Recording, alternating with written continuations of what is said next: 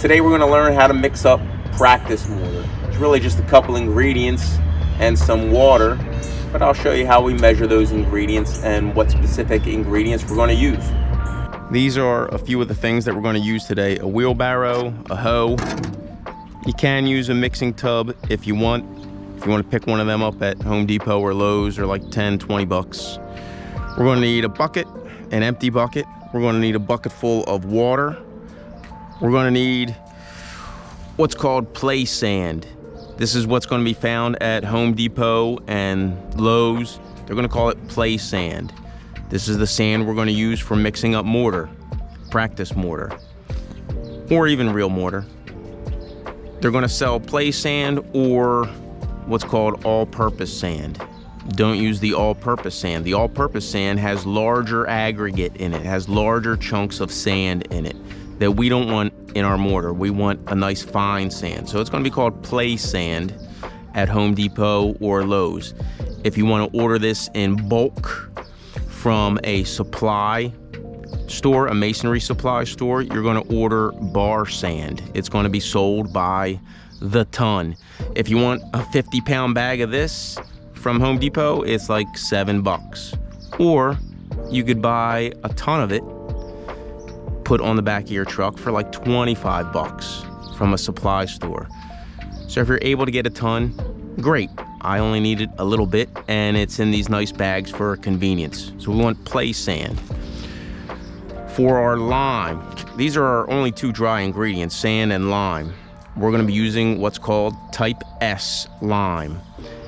It can say type SA also. All that A means is it has air entraining properties mixed in with the lime.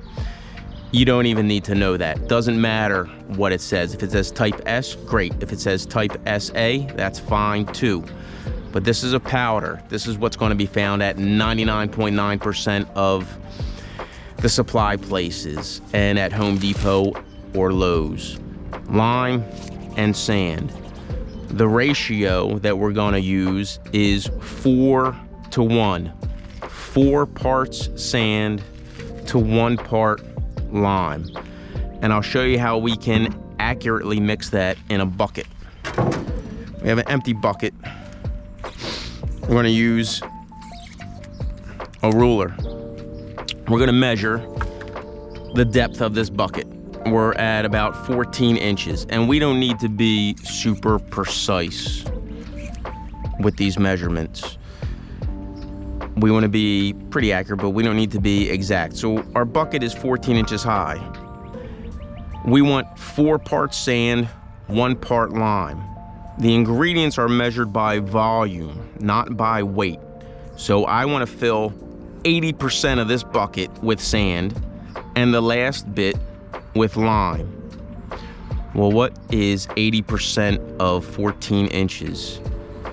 We could bust out the calculator. 11.2. So what we'll do is I'm going to measure up 11.25 inches and mark the inside of the bucket. I want about a bucket full of mortar, so I'm going to mark 11.25 inches. That's how much sand is going to be in this bucket. And then I'll top it off with lime. So we'll bust open the sand first.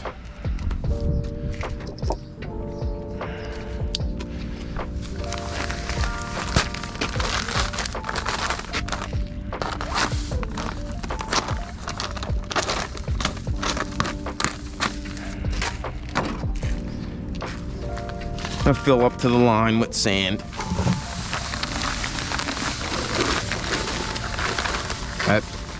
That's great. That took the whole bag. We're not even at the line. I could put a little more sand in there. But again, we don't have to be super accurate. I'll just put some lime in there, and I'll leave the lime a little bit low.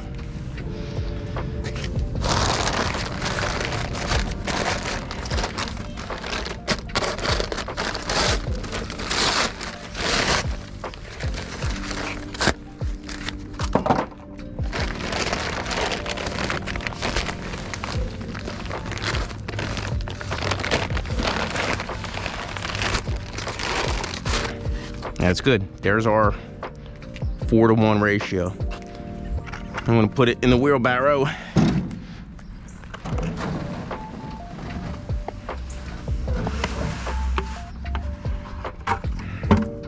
Before we add water to this, we're gonna dry mix it. All that means is we're mixing the lime in with the sand before we add water. Just like baking, cooking. All the dry ingredients get mixed together first before we start adding the wet ingredients.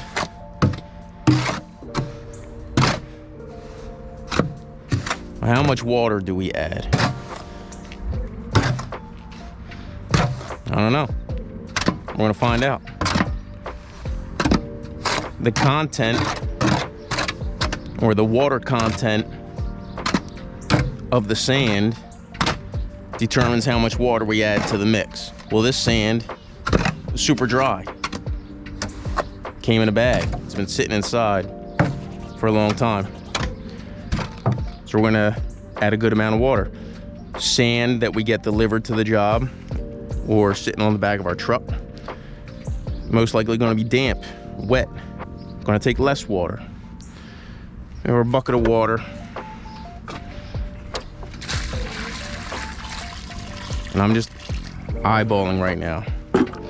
When mixing up any type of mortar or concrete, the old guys always say, you can always add water, but you can't take it away. I'm gonna add a little more water. All that means is you don't want to mix it up too wet.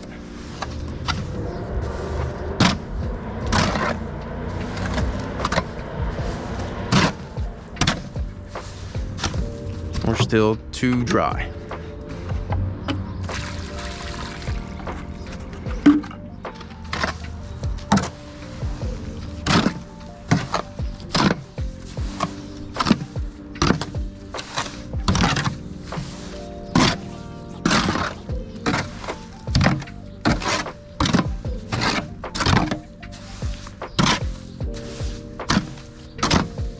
Getting there.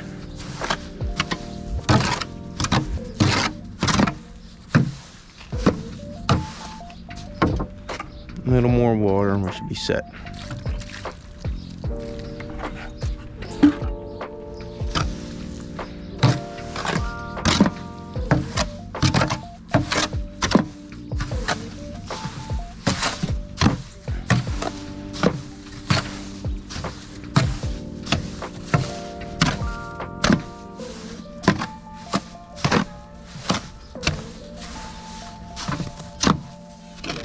Even more. Towards the end here, I'm only adding a little bit of water at a time. Because again, I don't want to make it too wet. If we make it too wet, it's not the end of the world. We're just going to add some more of the dry ingredients, but in the correct ratio.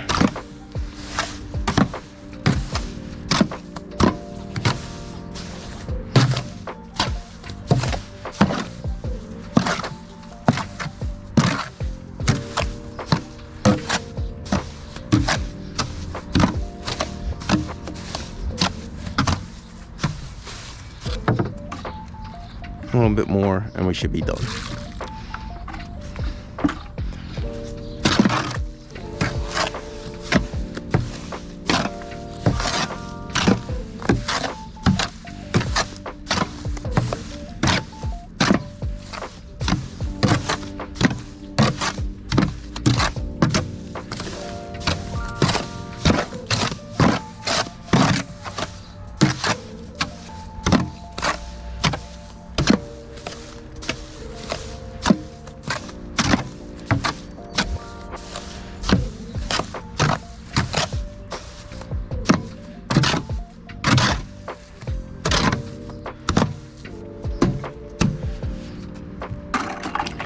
That's about the right consistency we're looking for.